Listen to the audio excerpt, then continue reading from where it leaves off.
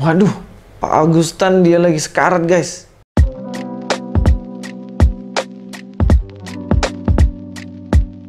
Assalamualaikum, selamat datang kembali di channel ini guys. Kali ini saya akan membahas nih guys tentang seorang mantan pendeta ngakunya, yaitu Agustan. Dia hari ini sedang mengalami kondisi yang tidak baik. Dia lagi sakit dan katanya nafasnya tinggal sepenggal dusta guys. Tapi gini, saya bukan mau mensyukuri, saya bukan senang di balik penderitaan orang. Tapi saya mau melihat di sini segi positifnya, walaupun mungkin itu juga belum tentu terjadi sih. Jadi orang ini kalau menurut statementnya dia minta maaf, katanya selama ini udah keras dengan agama sebelumnya, yaitu agama Kristen. Dan mudah-mudahan ini menjadi titik awal baginya untuk menjadi pribadi yang lebih baik lagi. Tapi faktanya ya kita nggak tahu ke depannya bagaimana. Kita lihat perkembangannya aja. Tapi sebelum masuk ke situ, kita akan lihat dulu video dan statementnya. Alhamdulillah saudara, hari ini ditengok oleh family ya, walaupun kita udah pisah secara keluarga, tapi secara kemanusiaan masih ya, hubungan kami masih terjalin. Kami dijenguk oleh Pendeta Daniel. Sekali lagi terima kasih Pendeta Daniel dan istrinya. Cepat sembuh buat Pak Bos ya, biar tetap. Nah ini saya juga mau menyampaikan pesan. Saya juga minta maaf kalau saya keras ya, kepada iman saya yang lama. Tapi saya keras kepada yang salah. Ini saksi, ini nanti saya akan upload. Pendeta Daniel kalau ada apa-apa tentang pelayanan ngomong sama saya. Islam akan bela mati-matian. Saya akan bela. Selagi itu benar ya, saya akan bela. Ini sekali lagi saya juga minta maaf. Ini masih family juga. Ya saya keras karena kalau memang amanat agung itu keliru. Tapi sekali lagi jika tidak, saya akan bela. Walaupun musuhnya sama-sama Islam, saya akan ada. Orang benar harus dibela. Ya, di sini ada dua poin penting ya yang disampaikan oleh Agustan ini sendiri. Yang pertama, dia minta maaf kalau memang selama ini dia keras kepada agama yang sebelumnya. Ya memang kadang-kadang penyesalan terjadi kalau udah agak-agak parah dikit ya. Dan yang kedua adalah dia akan bela jika terjadi apa-apa dengan pelayanan dari Pak Pendeta Daniel tadi. Dia akan bela mati-matian. Yang ketiga, dia membela adalah orang yang benar. Kalau misalnya amanat agung itu salah, dia nggak membela. Tapi kalau benar, dibela. Oke, 3 poin ini.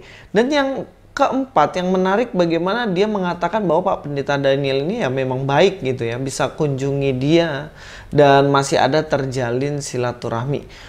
Dari 3 atau 4 poin penting dari videonya ini teman-teman, saya berharap banyak bahwa Pak Agustan ini dia berubah dari yang sebelumnya.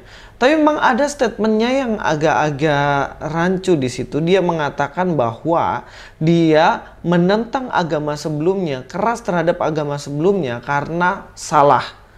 Tapi kalau kita lihat dari semua videonya, sebenarnya bukan karena Kristen salah, tapi nada-nada kebencian lah yang diserangkan kepada Kristen tanpa memakai argumentasi yang tepat.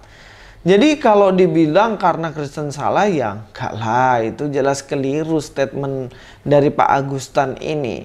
Dan bahkan kalau kita melihat jejak digitalnya, dia itu mengatakan sebaik-baiknya, mungkin ya sebaik-baiknya Pak Pendeta ini, orang-orang yang gak seiman sama dia, itu semuanya sama seperti binatang. Kata dia sih. Tapi supaya lebih afdol, kita nonton aja videonya ya guys. Dan ular tidak akan pernah menjadi merpati. Ya. Dan ular tidak akan pernah menjadi merpati. Ini saya tahu bahwa dia ingin mengatakan bahwa sebaik-baiknya orang Kristen itu tetap ular. Dan orang Kristen gak akan pernah baik seperti merpati. Makanya dia katakan slogan ini cocok untuk orang-orang Kristen. Saudara, slogan ini memang sesuai buat mereka ya, kaum Bani Kolor ini ya. kaum penyembah bangkai ini ya. Saya kira dari statementnya aja teman-teman, coba perhatikan, apakah dia keras kepada agama sebelumnya karena salah? Enggak kan?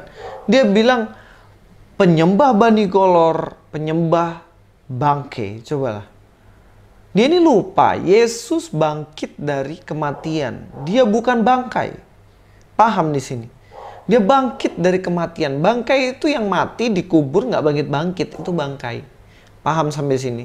Jadi dari statementnya aja itu tidak menunjukkan bahwa dia membela yang benar, menyerang yang salah. Enggak. Tapi nadanya sekali lagi di sini adalah nada kebencian yang disampaikan oleh Pak Agustan ini. ini pas buat mereka karena mereka ini otaknya senantiasa error. Saya sering katakan, saya bukan adu domba, ini fakta ya. Fakta ya. Jadi sebaik-baik mereka itu tidak lebih daripada babi-babi haram dan anjing-anjing pincang. Ya. Saya sering pernah katakan 2 tahun yang lalu, mereka ini kan kaum dobol-dobol ya. Kaum babi-babi haram, kaum anjing-anjing pincang. Jadi memang hanya manis di casing gitu ya. Saya jadi ingat satu statementnya, manis di bibir, merangkai kata, malah kau tuduh akulah segala penyebabnya. Wes. Nah, dia mengatakan bahwa manis di casing, sebaik-baiknya seperti, ya itu sudah ya, binatang itu. Nah, jadi saya berpikir gini, apakah Pak Pendeta yang mengunjunginya, Pak Daniel mengunjunginya, yang akan dia bela mati-matian itu juga dianggap sebagai manis di casing doang. Nah, ini yang jadi persoalan. Atau sebenarnya justru Pak Agustannya. Kalau nggak ada Pak Pendeta ini, dia maki-maki semua orang Kristen, maki-maki orang-orang yang nggak seiman sama dia. Tapi pas begitu dikunjungi, doakan sama Pak Pendeta ini, lalu dia bilang, wah Pak Pendeta ini baik sekali, nanti kalau ada apa-apa di pelayanan saya bantu ya, pokoknya tenang aja, nanti aman-aman. Nah, ini gaya preman guys. Siapa yang store duit, dia aman. Tenang ya, nanti kalau ada yang ganggu kamu, nanti saya datang bela kau, karena kamu sudah store. Tapi kalau nggak store duit, oh berani lawan saya. Nah, jadi kayak gini, ini gaya premanisme guys. Nah, ini sesuatu yang kontradiksi yang disampaikan di Pak Agustan ini di dalam channelnya. Silahkan cross check sendiri di situ. Ini setidaknya buat kita itu paham, kita itu mengerti. Bukan masalah suka tidak suka, bukan masalah menyebarkan kebencian, tidak. Tapi ini fakta. Fakta, dan ini memang benar-benar terjadi, begitu loh saudara. Kalau kita melihat pada realitas kenyataan, apa yang dirisalahkan di dalam firman-Nya, ya, untuk membuat satu kondite tidak nyaman, dan mereka senantiasa playing victim dan juga framing, ini kan salah satu bukti, dan begitu banyak ya. Dari statementnya juga lebih menarik lagi, dia bilang katanya orang-orang Kristen tuh sengaja mendesain playing victim dan lain-lain untuk menyebabkan kondisi keruh di Indonesia ini. Tapi perhatikanlah di Indonesia ini, siapa yang menjadi sumber konflik gitu, yang selalu ada konflik? Apakah orang Kristen yang bikin rusuh? Kan enggak gitu loh. Jadi kalau dia bilang ini berdasarkan fakta, justru dari statement-statementnya saya nggak ngerti fakta mana yang dia ungkapkan.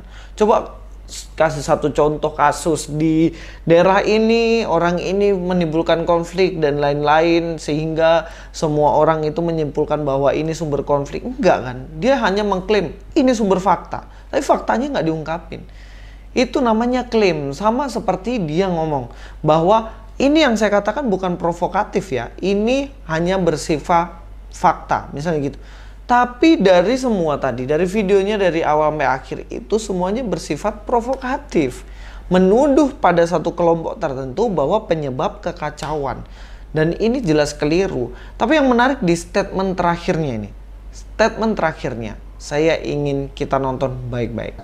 Kadang saya juga sangat sedih ya ketika ada orang-orang Islam ya begitu gigih membela mereka, tapi menjatuhkan imannya sendiri. Ya, ini saya kira orang-orang Islam yang somplak juga ya.